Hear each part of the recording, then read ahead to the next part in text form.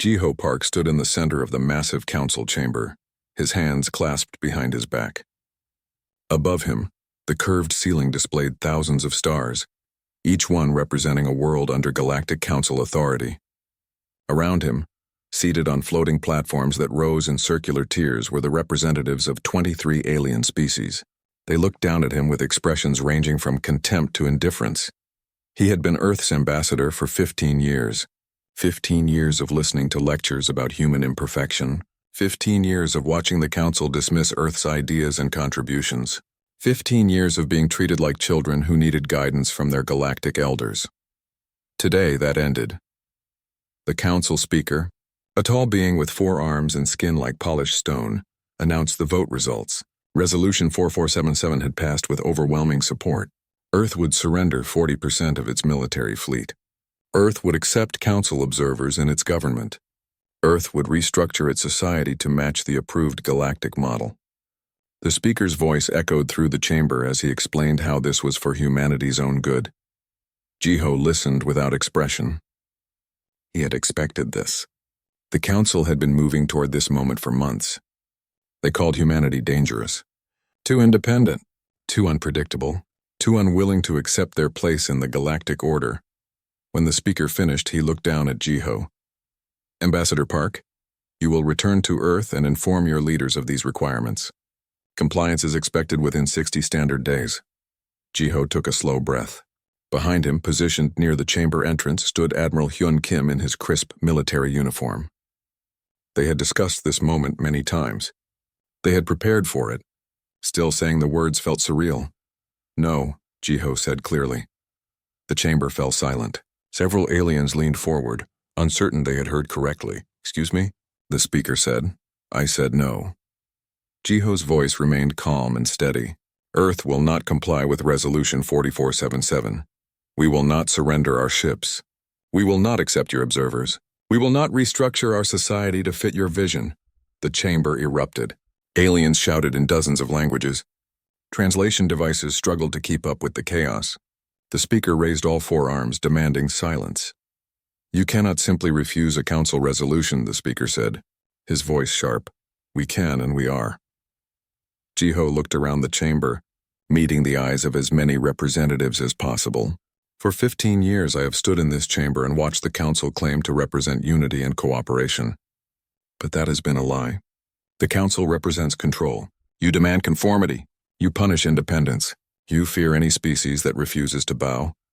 You are being emotional and irrational, said the representative from the Vrin hegemony, a species known for their rigid social hierarchy. Humanity needs structure. You are too young, too chaotic. We offer you stability. You offer us chains, Jiho replied. Beautiful chains, perhaps decorated with pretty words about galactic harmony, but chains nonetheless. Admiral Hyun Kim stepped forward, standing beside Jiho. The military officer's presence sent a clear message. Earth's diplomatic corps and military stood united. The speaker's stone-like face showed something that might have been anger. If you refuse the council's authority, there will be consequences. Economic sanctions, trade restrictions, diplomatic isolation. You will not survive without us. Jiho smiled, and it was not a friendly expression. Then we will find out, won't we? He reached into his jacket and pulled out a small data device. With a gesture, he activated it. A holographic document appeared in the center of the chamber, large enough for everyone to see. It was written in the formal language of Council law. This is Earth's formal declaration of withdrawal from the Galactic Council. Effective immediately, humanity ceases all official relations with this body. We will recall all our citizens from Council space. We will close all diplomatic channels. We will conduct no further trade under Council regulations. The chamber exploded into chaos again. Some aliens were shouting threats. Others were demanding explanations. A few, Jiho noticed, remained silent with thoughtful expressions. The speaker hammered his platform with one fist, trying to restore order. You are making a terrible mistake. Your people will suffer. Your economy will collapse. Perhaps, Jiho said. But it will be our mistake to make and our suffering to endure. That is what freedom means, speaker. Something you seem to have forgotten. He turned toward the exit. Admiral Hyun Kim fell in step beside him. Behind them, the council continued shouting, but Jiho no longer cared what they had to say. As they walked through the massive doors, Hyun leaned close. That felt good, the Admiral whispered. Terrifying, but yes, Jiho admitted. Now comes the hard part. They reached their shuttle. Once inside and sealed away from Council sensors, Jiho activated his secure communication device. President Minho Kang's face appeared on the screen.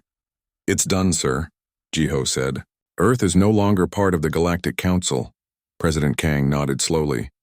In his office back on Earth, surrounded by advisors and military commanders, he looked tired but determined. Then we begin Operation Homecoming. Get our people out of Council space. All of them. And then? Jiho asked. Then we show them what humanity can do when we stop asking for permission. President Kang's expression hardened. Contact Dr. Nari Choi. Tell her to accelerate the fold drive project. We won't need their jump gates anymore. The screen went dark. Jiho sat back in his seat as the shuttle left the Council station. Through the viewport, he could see the massive structure growing smaller behind them. For over a century, that station had been the center of galactic civilization. Humanity had fought so hard to earn a seat there. Now they were walking away. Admiral Hyun Kim was checking reports on his tablet. The Council is already broadcasting condemnation across all channels. They're calling us reckless and dangerous. Let them talk, Jiho said. Words are all they have. They have economic power, military power. They have size, Jiho corrected. But size is not the same as strength. They'll learn that soon enough. The shuttle engaged its faster-than-light drive, and the stars stretched into lines of light. They were going home.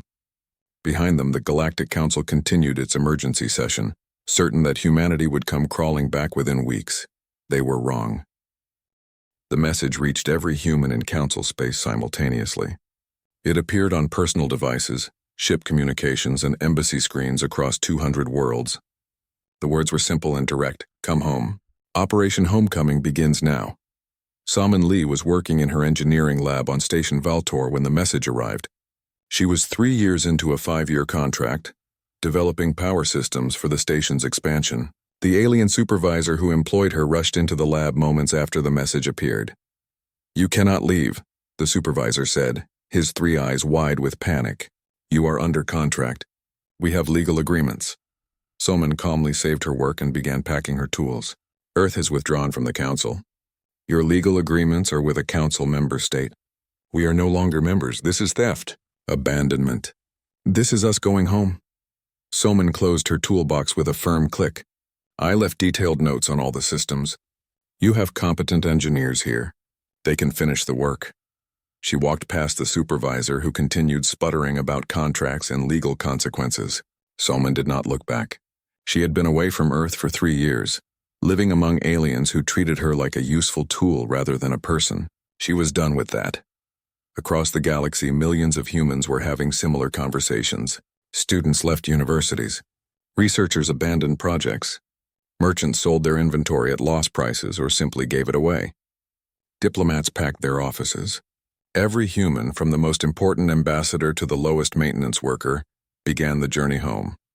The Council had not expected this. They thought Earth's declaration was a bluff, a negotiating tactic. They did not believe humanity would actually leave. The sudden exodus caught them completely unprepared.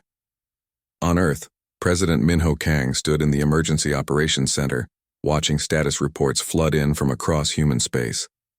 His advisors surrounded him, managing the massive logistical challenge of bringing millions of people home. We have transport ships moving to every major station and colony, reported the logistics coordinator. Some areas will take weeks to evacuate completely. Make it happen, President Kang said. No one gets left behind. The Council is freezing human assets, another advisor reported. Bank accounts, property deeds, business holdings. They are trying to trap our people there. Expected, the president said. We planned for this. Use the emergency funds we set aside. Buy passage on independent ships if needed, whatever it takes. In the corner of the operations center, Dr. Nari Choi worked at a specialized terminal. She was not managing evacuations. She was focused on something more important. The fold drive. For 5 years, her team had been developing an alternative to Council jump gate technology. The Council controlled all faster-than-light travel through their network of gates. They charged fees, monitored traffic, and could shut down access to any species they wanted. It was one more way they controlled the galaxy. The fold drive would change that. It would allow ships to travel without using council gates. Humanity would be truly independent. How close are we? President Kang asked, appearing beside her terminal. Dr. Nari did not look up from her calculations. 3 weeks. Maybe 4. The theory is solid. We just need to finish the first working prototype. The council thinks we will collapse without their infrastructure. Then we will prove them wrong. Dr. Nari's fingers flew across the keyboard. We have always been good at proving people wrong. Across council space, the evacuation continued. Some aliens tried to help. Others actively interfered. On the trading world of Hescor, human merchants found their warehouses sealed by local authorities. On the research station orbiting Talos 4, human scientists were detained for security reviews that were obviously meant to delay their departure. But humanity had learned patience during their time in the council. They had also learned to be thorough. Every human who lived in council space had been given emergency protocols months ago, quietly distributed through unofficial channels. They knew what to do if something went wrong. When authorities sealed the warehouses on Hescor, the human merchants simply left. They had already transferred their important data and funds through encrypted channels. The physical goods left behind were an acceptable loss. When scientists were detained on Talos 4, other humans launched legal challenges that tied up the local authorities for days. By the time the challenges failed, the scientists had been quietly smuggled onto departing ships. The council watched the exodus with growing alarm. They had expected chaos and panic. Instead, they saw organization and determination. Humanity was not fleeing in disorder. They were conducting a strategic retreat, and doing it with impressive efficiency. They planned this, said Thekmor, a military analyst for the Vryn hegemony. He stood in his office watching surveillance footage of human ships leaving council space in steady streams. This was not a spontaneous decision. They have been preparing for months. His superior dismissed the concern. Let them leave. They will learn what happens when you reject galactic civilization. Humanity will be begging to return within a year. Thekmor was not convinced. He had studied human military tactics as part of his work. Humans did not make empty threats. When they committed to something, they followed through. If they were leaving the council, they believed they could survive without it. That belief worried him. Back on Earth, Admiral Hyun Kim reorganized the military structure. With humans returning from across the galaxy, many of them trained in various fields, he had new resources to work with. Engineers, technicians, scientists, and even civilians with useful skills were integrated into defensive preparations. The council will test us, he told his senior officers during a classified briefing. They will probe our defenses looking for weakness. We need to be ready. Are we expecting an attack? Asked one of the officers. I'm expecting them to underestimate us, Admiral Hyun replied. That gives us an advantage, but only if we use it correctly. They think we are weak because we are small. They think we are foolish because we are young. We will show them that neither size nor age determines strength. On the 13th day of Operation Homecoming, the first wave of returning humans reached Earth. Salman Lee was among them. She stood at the viewport of the transport ship as Earth grew larger in the view. She had been away for 3 years, but it felt longer. The planet looked beautiful, blue and white and green, hanging in the darkness of space like a jewel. It was home. When her ship docked at the orbital station, she was greeted by processing officers who efficiently handled documentation and assigned temporary housing. The system worked smoothly, handling thousands of arrivals every hour. Where do you want to go? The officer asked Samin. I am an engineer. Where do you need engineers? The officer checked his database. Dr. Nari Choi's project. They are looking for people with your qualifications. The fold drive? I cannot confirm specific project names, but yes. The officer smiled. Welcome home, Engineer Lee. Salman smiled back. She was home and she had work to do. Important work. The kind of work that would change everything. Across the galaxy, the Council began implementing sanctions. They froze trade agreements. They blocked access to shared resources. They broadcast warnings that any species trading with humanity would face consequences. Some species obeyed. Others quietly ignored the restrictions, and a few began to wonder if the Council was making a mistake. President Minho Kang addressed the people of Earth and its colonies. His speech was broadcast across all human networks. We stand at a turning point. We have chosen freedom over comfort. Independence over security. The path ahead will not be easy. There will be challenges. There will be hardships, but we will face them as we have faced every obstacle in human history. Together, determined, and absolutely certain that our choice was the right one. 6 months after Earth severed ties with the Galactic Council, the silence was complete. No human ships appeared in Council space. No trade vessels. No diplomatic communications, nothing. The Council declared victory. They broadcast messages across the galaxy explaining that humanity had learned a harsh lesson. Economic collapse had forced them into isolation. Soon they would return with apologies and accept Council authority. But in Council meeting halls, some representatives were not celebrating. They were worried.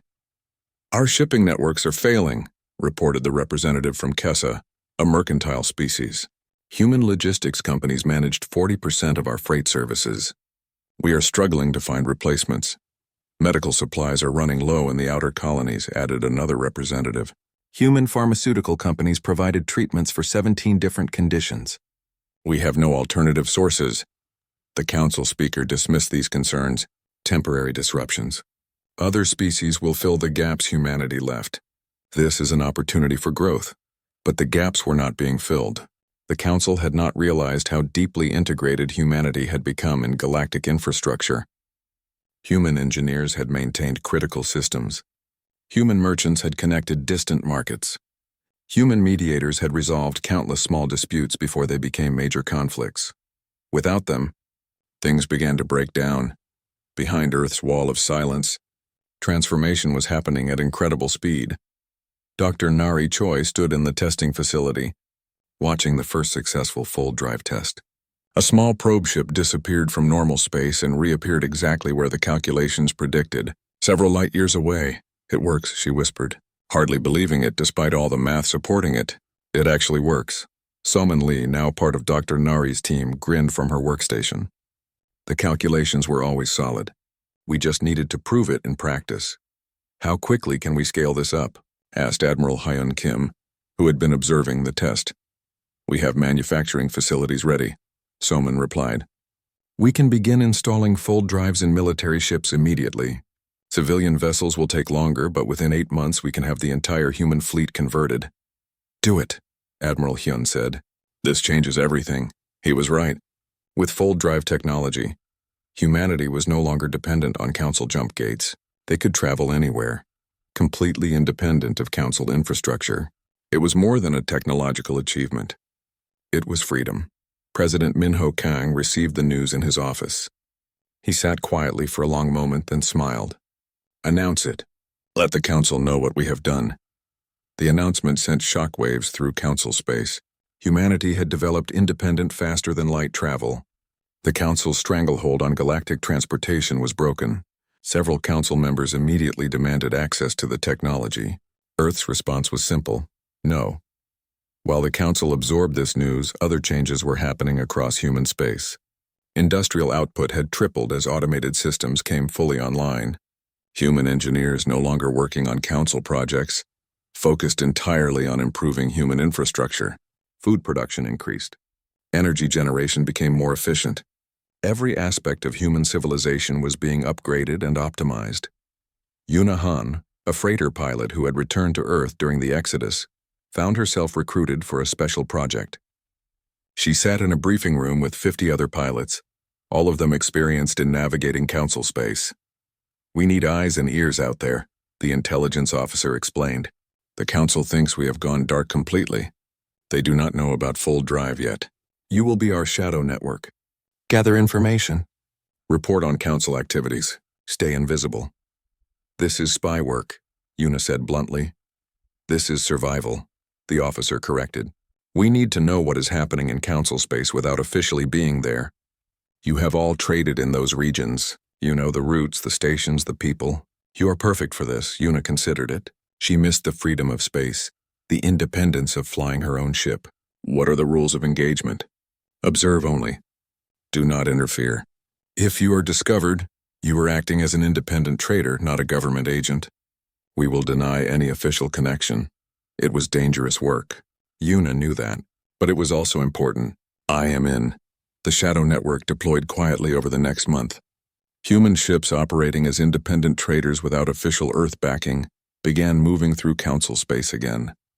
They gathered information on Council activities, economic conditions, and political developments. The intelligence flowed back to Earth through encrypted channels. What they reported concerned President Kang and his advisors. The Council was not functioning well. Minor disputes between member species were escalating.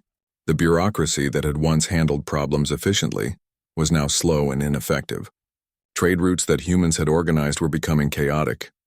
"They are falling apart," observed Dayun Song, a young analyst working in Earth's intelligence division. She had been studying the incoming reports, building a comprehensive picture of Council space. The Council maintained stability because humans did most of the actual work. "We mediated disputes, and we organized logistics. We provided humanitarian aid during crises. Without us, they are drowning in problems they do not know how to solve." Her supervisor reviewed her analysis. "Are you certain about this assessment?" "Look at the data," Dayun said, displaying charts and graphs on the screen. Response times to crises have increased by 300%. Minor disputes that would have been resolved in days now drag on for weeks, and this is just the beginning. The longer we stay away, the worse it will get. The supervisor forwarded the report to higher authorities. It eventually reached President Kang's desk. He read it carefully, then called a meeting with his senior advisors, including Jiho Park and Admiral Hyun Kim. "If Analyst Song is correct, the galaxy is becoming unstable," the president said. "Eventually that instability will reach us. We cannot hide behind our borders forever." "We are not ready to re-engage with the Council," Jiho warned. "They still see us as rebellious children who need to be punished." "I am not suggesting we rejoin the Council," President Kang clarified. "But we need to consider what comes next. We cannot simply watch the galaxy burn." Before they could continue the discussion, an urgent message arrived.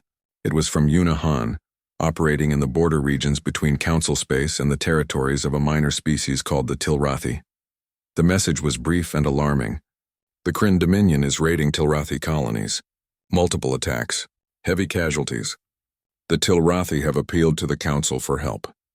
The Council is still debating what to do. "It has been 3 weeks," Admiral Hyun Kim stood abruptly. 3 weeks? People are dying while the Council argues about proper procedure. "That is how the Council operates," Jiho said bitterly. "Everything must be discussed, voted on, reviewed by committees. Speed is sacrificed for consensus." President Kang looked at his advisors. "When we were part of the Council, what would we have done?" "We would have sent aid immediately," Admiral Hyun replied. "We would have deployed protection, provided medical support, and stopped the raids. So why should we act differently now just because we are no longer Council members?" The room went silent. Everyone understood what the president was suggesting, and everyone understood the implications. "If we intervene, we are setting a precedent," Jiho said carefully. "We are saying that Earth will act in galactic affairs even without Council authority." "Yes," President Kang agreed. "That is exactly what we would be saying." Admiral Hyun Kim nodded slowly. "Give me 3 ships. Fast assault configuration. We can be in Tilrathi space in 40 hours with the fold drive." "Do it," President Kang ordered. "But make it clear. We are not acting as Council peacekeepers. We are acting as humans helping people who need help. There is a difference." The orders went out immediately. 3 of Earth's most advanced warships equipped with fold drive and the latest weapon systems prepared to launch. Admiral Hyun Kim would lead the mission personally. As the ships launched from Earth orbit, Dayun Song updated her analysis. She had been right. The Council was failing to maintain order. And now Earth was about to demonstrate what competent, decisive action looked like. The galaxy was about to remember what humanity could do. The Kryn Dominion fleet consisted of 40 warships arranged in standard Council-approved battle formation. They surrounded the 3rd Tilrathi colony world, preparing for another raid. The Kryn were a warrior species who respected strength and despised weakness. They had watched the Tilrathi beg the Council for help and receive only debate. It confirmed what the Kryn had always believed.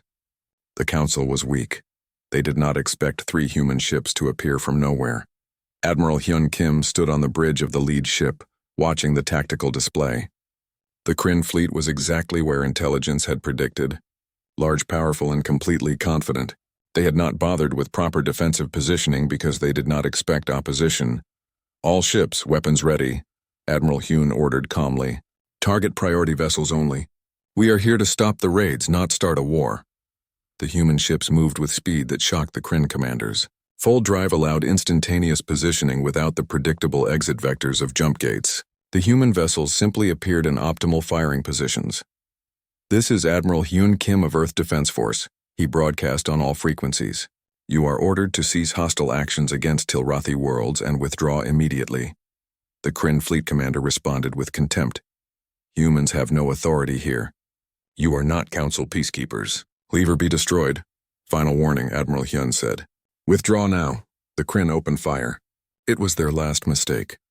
What happened next would be analyzed in military academies for decades. The 3 human ships moved through the Kryn fleet like hunters among prey. Their weapons were more accurate. Their shields were stronger. Their tactical systems predicted Kryn movements before the Kryn commanders gave orders. In 18 minutes, 23 Kryn warships were destroyed or disabled. The remaining ships broke formation and fled. The human vessels did not pursue. They had made their point. Admiral Hyun opened communications with the Tilrathi government. The immediate threat has been neutralized. We will maintain position for 72 hours to ensure the Kryn do not return. After that, you will need to arrange your own defense. The Tilrathi planetary leader appeared on the screen, her features showing a mix of relief and confusion. We do not understand. Earth is not part of the council anymore. Why did you help us? Because you needed help, Admiral Hyun replied simply. That is reason enough. News of the battle spread across council space faster than light. The report seemed impossible. 3 human ships had destroyed or disabled 23 Kryn vessels in less than 20 minutes. The Kryn Dominion, known for their military strength, had been humiliated. In the council chambers, emergency sessions were called. Representatives demanded explanations. Some called for sanctions against humanity, for unauthorized military action. Others pointed out that the council had failed to act while people died, and humanity had solved the problem the council could not. The debate raged for days. While they argued, other things were happening in council space. The Kessa Mercantile Association contacted Earth through back channels, requesting trade agreements outside council authority. The Tilrathi formally thanked Earth and declared themselves open to future cooperation. 3 other minor species sent quiet inquiries about establishing relations with humanity. Thekmore, the Vryn military analyst, studied the battle data obsessively.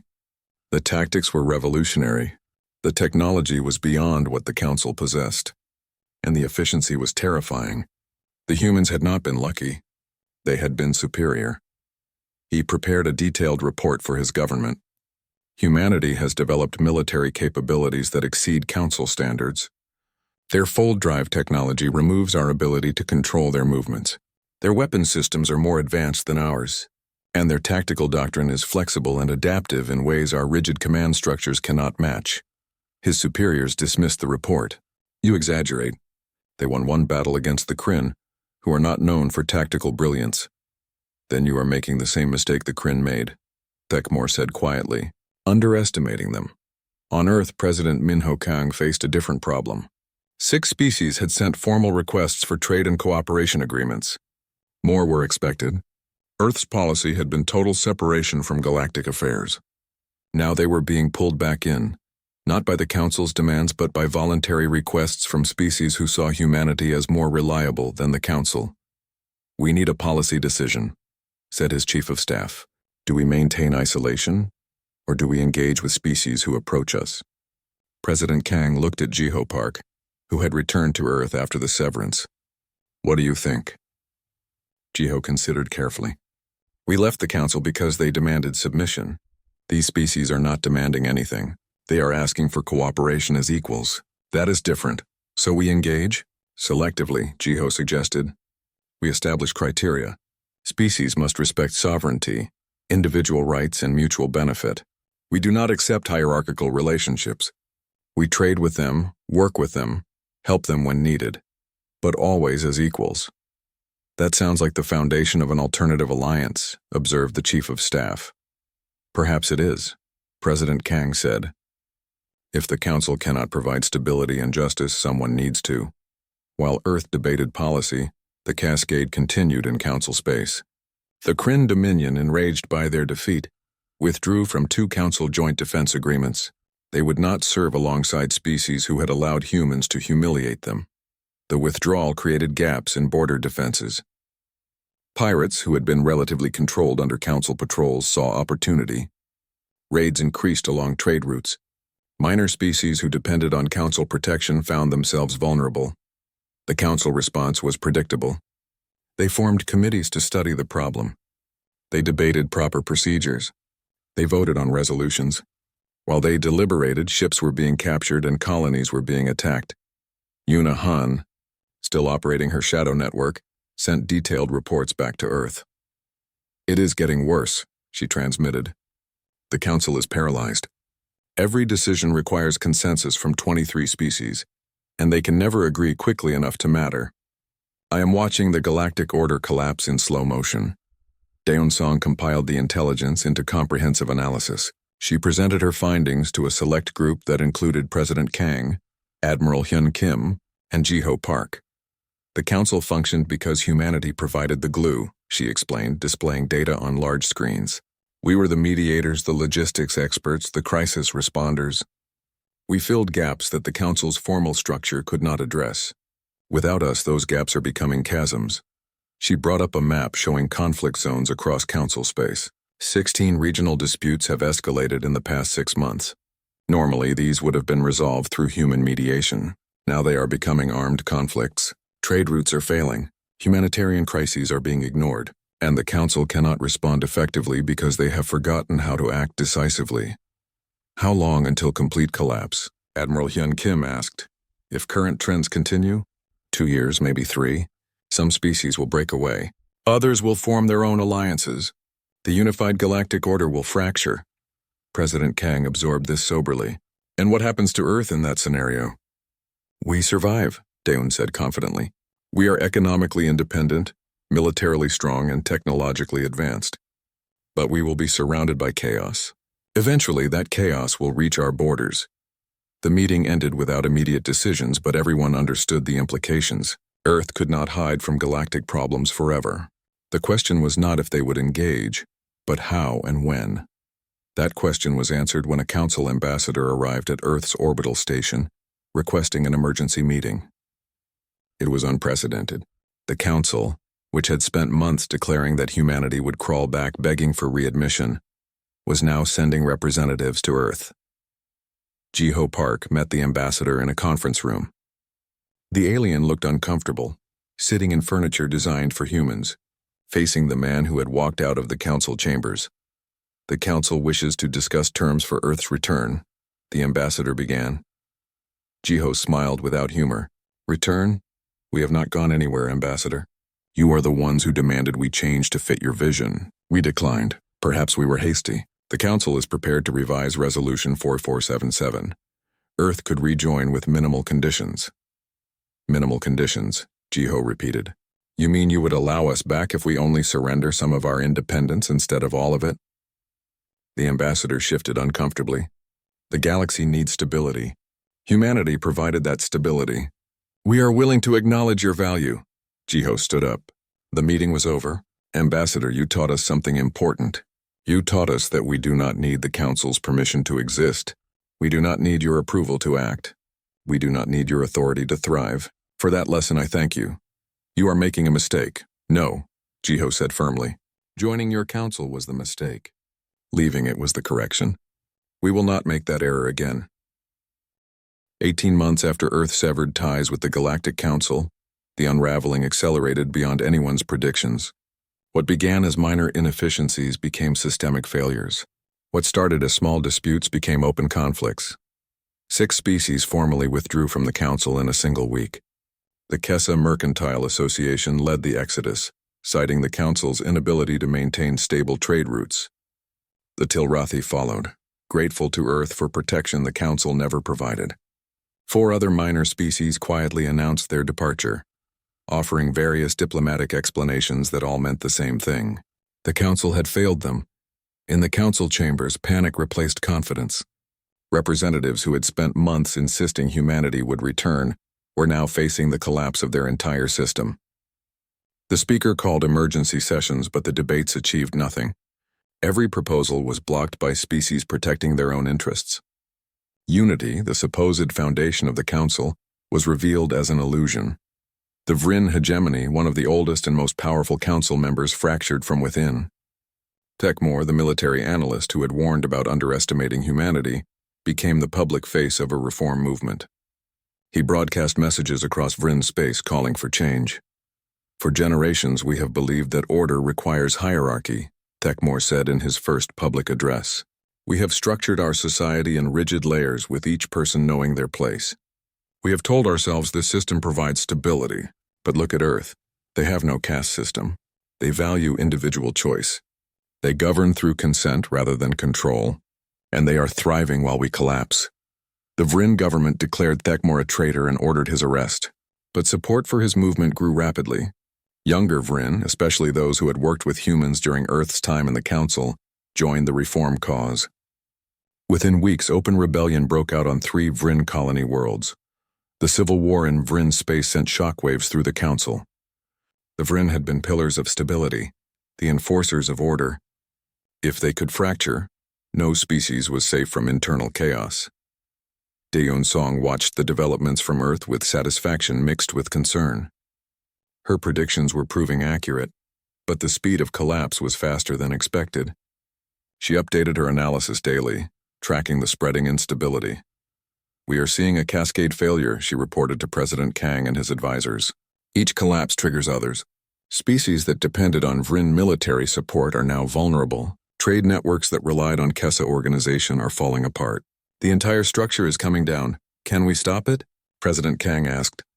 The question is whether we should try, Jiho Park interjected. He had been studying the situation carefully. The Council system was broken. Perhaps its collapse is necessary for something better to emerge. Admiral Hyun Kim disagreed. Necessary or not, the chaos threatens everyone, including us. Refugee flows are increasing. Pirates are becoming bolder. Regional wars are erupting. At some point, this instability will reach human space. Dr. Nari Choi, present for her technical expertise, offered a different perspective. We have the capability to help. Our technology, our logistics systems, our medical resources. We could make a significant difference in managing the humanitarian crises. But should we? President Kang pressed. If we step in now, are we simply propping up a failed system? Or are we enabling something new? The debate continued for hours. Earth had the power to influence events, but every choice carried consequences. While they debated, conditions in Council space worsened. The Kryn Dominion, seeing opportunity in chaos, launched a major offensive. They conquered 2 former Council member species in rapid succession. The Council condemned the action, but took no military measures to stop it. The message was clear. Council membership no longer guaranteed protection.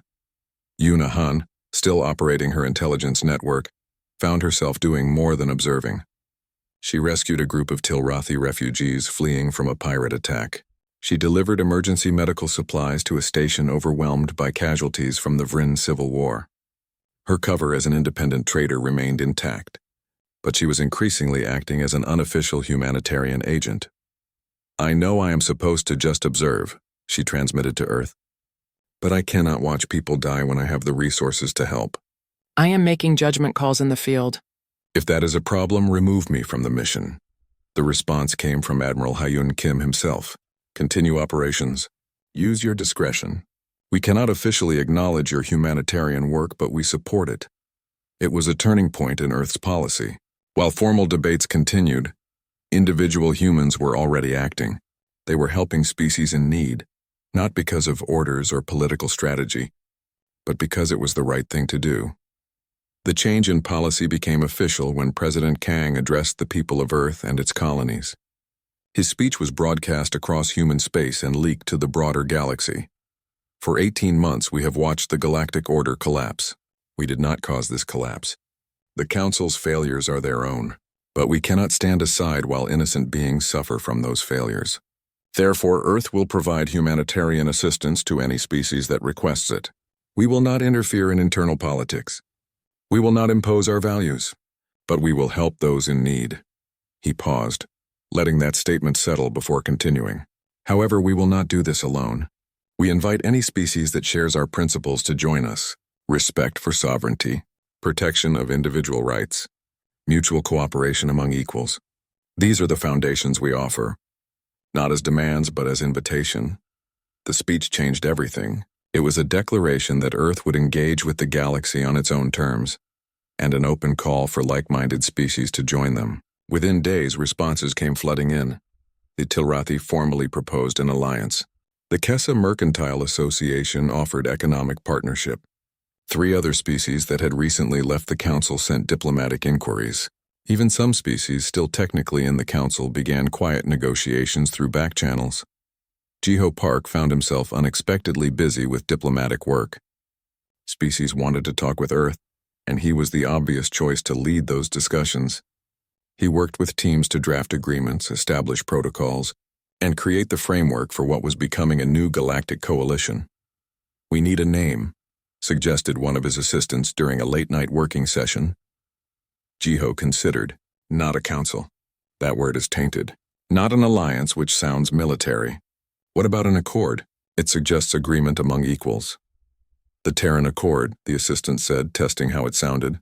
"Simple, clear, direct." Jiho nodded. "I like it." The framework came together over the next weeks. The Terran Accord would operate on principles fundamentally different from the Council. Each member species retained complete sovereignty. Decisions required consensus, but with strict time limits. If consensus could not be reached quickly, individual members could act independently. There was no central authority that could override member governments. It was messy and imperfect, but it was honest. The Accord did not pretend to speak for everyone. It was a voluntary cooperation among equals, nothing more and nothing less. The Council watched these developments with alarm. They saw species flocking to Earth's new coalition, while abandoning Council membership. They saw human influence growing while Council authority collapsed. They had intended to punish humanity into submission. Instead, they had pushed humanity into creating an alternative that species found more attractive. In a closed Council session, the speaker acknowledged reality. "We have lost control of the situation. The question now is whether we can salvage anything from the collapse. We must destroy this Terran Accord," insisted the Kryn representative. "They are stealing our members, our influence, our authority." "With what forces?" countered another representative. "Our military is overstretched. Our economy is failing. Our unity is fractured. We cannot fight Earth. We can barely maintain order in our own territory." The truth of those words silenced the chamber. The Galactic Council, once the supreme authority over thousands of worlds, was now struggling to survive. And humanity, the species they had tried to control, was building something new from the ruins of their failure. Thekmor, leading his rebellion in Vryn space, sent a message to Earth. It was addressed to Admiral Hyun Kim, military officer to military officer. "I am fighting to change my people," Thekmor wrote. "I am asking them to abandon rigid thinking and embrace flexibility. I am asking them to value choice over control. I'm asking them to become more like humans. I could use your advice if you are willing to provide it." Admiral Hyun showed the message to President Kang. "He is asking for help. Are we ready to provide it?" "I think we have to," Admiral Hyun said. "The galaxy is changing. We can either help guide that change or watch it spiral into chaos." 2 years after Earth severed all ties with the Galactic Council, chaos consumed the galaxy. What had been a unified civilization of thousands of worlds was now a patchwork of alliances, conflicts, and isolated systems struggling to survive. President Minho Kang stood in the observation deck of Earth's primary orbital station, watching ships arrive and depart in steady streams. Some carried refugees fleeing war zones. Others transported humanitarian supplies to disaster areas. A few were military vessels on patrol, protecting human space from the spreading disorder. Behind him, his cabinet was gathering for the most important meeting of his presidency. The question they needed to answer was simple to state, but terrible in its implications. Would Earth let the galaxy burn, or would they act to save it? Admiral Hyun Kim arrived first, carrying data tablets loaded with military assessments. Dr. Nari Choi followed, her attention focused on technical reports about resource allocation. Jiho Park came next, looking tired from weeks of continuous diplomatic negotiations. Daeun Song was last, the young analyst who had predicted this moment 2 years earlier. "Show them," President Kang said to Daeun. gesturing at the large display screen. Daeun activated her presentation. A map of known space appeared, color-coded to show the current state of affairs. Red zones marked active warfare. Orange indicated civil unrest or economic collapse. Yellow showed unstable but relatively peaceful areas. Green represented stable, functioning societies. The map was mostly red and orange. Only small clusters of green remained, including Earth and the few species that had joined the Terran Accord. 8 species have completely seceded from the Council, Daeun reported, her voice steady despite the grim information. 3 regional wars are currently active, with casualties estimated at over 60 million across all conflicts. The Council's currency has collapsed, making interstellar trade extremely difficult. Piracy has increased by 400%. Refugee flows have overwhelmed station capacities in 12 sectors. She paused, letting the numbers settle. And this is accelerating. The Council still exists, but it represents only 9 species now. They cannot maintain order. They cannot enforce agreements. They can barely protect their own core worlds. What about the Terran Accord? President Kang asked. Jiho Park took over the briefing. We now have 14 member species. 3 more are in negotiations. The Accord is functioning well. Our member species are stable, prosperous, and secure. We are proving that voluntary cooperation works better than forced unity. But we are also an island of order in an ocean of chaos, Admiral Hyun Kim added. Our borders are under constant pressure. Refugees are flooding in. Pirates operate in the neutral zones around our space. And the Kryn Dominion has conquered 4 former council members. They are becoming a serious threat. Dr. Nari Choi provided the technical perspective. We have the resources to help more species. Our industrial capacity is operating at 60%. Our food production exceeds our needs. Our medical facilities can handle larger patient loads. The question is not whether we can provide aid. The question is whether we should. That was the core issue. Earth could help. But every intervention carried risks and costs. If we do nothing, Daeun said quietly, the collapse will continue until it reaches our borders. We cannot isolate ourselves forever. The chaos will find us eventually. If we act, Admiral Hyun Kim countered, we are accepting responsibility for the galaxy. We are saying that Earth will be the one to maintain order when the Council failed. That is a massive burden. Jiho Park looked at each person in the room. There is another option. We do not try to restore the old order. We do not try to replace the Council with Earth. Instead, we expand the Terran Accord. We invite more species to join. We share the burden of maintaining stability across all members. The Council will see that as a threat, Dr. Nari noted. The Council is dying, Jiho replied bluntly. Their opinion is irrelevant. President Kang had been listening carefully to all perspectives. Now he spoke. 2 years ago, we left the Council because they demanded submission. We chose freedom over security. That choice was correct, but it came with consequences we are only now fully understanding. He walked to the window, looking out at the stars. The galaxy is falling apart. We did not cause that collapse, but we benefited from it. Species came to us seeking an alternative to Council control. We provided that alternative. Now they are asking for more. They want leadership, protection, guidance. He turned back to face his advisors. The question is not whether we can help. The question is what kind of galaxy we want to live in. Do we want a galaxy where Earth stands alone as a beacon of stability, surrounded by chaos? Or do we want a galaxy where multiple species work together to maintain order? The second option requires the Terran Accord to become something more than a trade agreement, Admiral Hyun Kim said. Yes, President Kang agreed. It requires us to create real structures for cooperation. Joint defense forces, shared humanitarian response teams, coordinated economic policies. It requires us to build what the Council should have been but never was. That is a massive undertaking, Dr. Nari Choi said. Yes, but I think we have to try. President Kang looked at each advisor. However, I will not make this decision alone. This affects all of humanity. We will put it to a vote. Every human in Earth space, in our colonies, and in the Accord regions will have their say. Should Earth lead an effort to rebuild galactic order, or should we focus only on protecting our own? The vote was scheduled for 2 weeks later. During those 2 weeks, the debate consumed human society. Some argued for isolation, saying Earth had no obligation to fix problems created by the Council. Others argued for engagement, saying humanity had a moral responsibility to help when they had the capability to do so. While Earth debated, the galaxy continued to collapse. The Kryn Dominion launched another offensive, targeting a cluster of systems near Accord space. Thekmor, still fighting his civil war in Vryn territory, sent an urgent message requesting military support. Pirates attacked a civilian convoy carrying refugees, and nearby species lacked the military strength to respond. Yuna Han, now officially recognized as Earth's lead intelligence officer for the region, sent increasingly desperate reports. "We are running out of time," she transmitted. "The chaos is spreading faster than predicted. If we are going to act, we need to do it soon." The vote results came in. 73% of humans supported active engagement to help rebuild galactic order. It was a clear mandate. President Kang addressed the galaxy the day after the vote. His speech was broadcast on every frequency, translated into hundreds of languages, and transmitted to every corner of known space.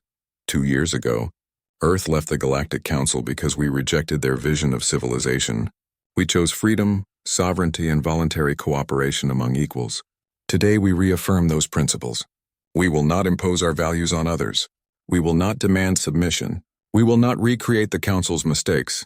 He paused and his voice grew stronger. But we will not stand aside while the galaxy burns. We invite any species that shares our principles to join the Terran Accord. Together, we will provide security for those who need protection. We will offer aid to those suffering from disaster. We will maintain order not through force but through cooperation. He concluded with words that would define the next era of galactic history. The Council claimed to represent unity, but they enforced conformity. The Accord represents something different. We are not asking species to change who they are. We are asking them to work together while remaining themselves. That is true unity. That is real cooperation. And that is what we offer. Within hours, 3 species formally applied for Accord membership. Within days, 5 more requested negotiations. Within a week, even some species still technically in the Council began secret talks about switching sides. The Council made one final attempt to reassert authority. They declared the Terran Accord illegal under Council law. They threatened sanctions against any species that joined. They demanded that Earth cease its activities immediately. Jiho Park responded with a single sentence, delivered publicly so everyone could hear. The Council has no authority over Earth, no power to enforce its demands, and no credibility to lecture others about proper governance. The Council's threats proved empty. They could not enforce sanctions. They could not project military power. They could barely maintain control over their remaining members. The Great Galactic Council, which had governed the galaxy for centuries, was reduced to issuing statements that nobody took seriously. In Vryn space, Thekmor received the military advisors that Admiral Hyun Kim sent to support his rebellion. Human officers worked with Vryn reformers, sharing tactical doctrine and strategic thinking.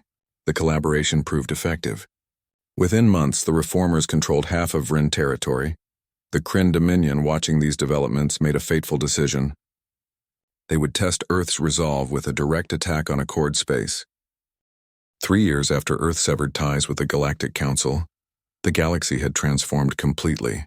The old order was dead. Something new was being born in its place. Jiho Park stood in the diplomatic complex on Tilrath, the homeworld of the species Earth had first helped when the Council failed them.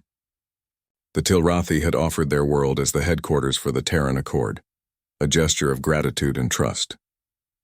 The building around him was new, designed to accommodate representatives from 23 species, with more being added constantly. He was older now. 3 years of constant work had added gray to his hair and lines to his face, but his eyes remained sharp and his mind remained focused. Today was important.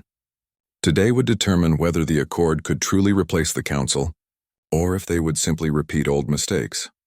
In the main assembly hall, representatives from species across the galaxy waited for the session to begin. Some wore traditional diplomatic attire, others, following Earth's more casual approach, dressed practically. The diversity was intentional. The Accord had no dress code, no rigid protocols. Each species brought their own culture and customs. Hana Shin, the young diplomat who had become Jiho's assistant and eventual successor, approached with a data tablet. The Council delegation has arrived. They are waiting in the visitor chambers. The entire Council? Jiho asked. What remains of it? 9 species, all of them requesting admission to the Terran Accord. Jiho allowed himself a small smile. 3 years ago, the Council had demanded Earth's submission. Now the Council was asking to join Earth's alliance. The irony was not lost on him.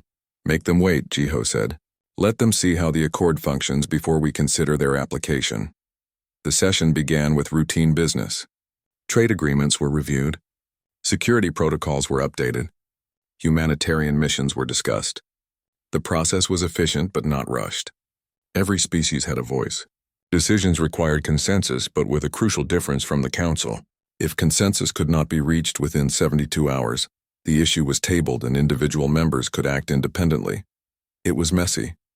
It was imperfect. But it worked. Admiral Hyun Kim delivered the security report. The Kryn Dominion's attack on Accord space had been their final miscalculation.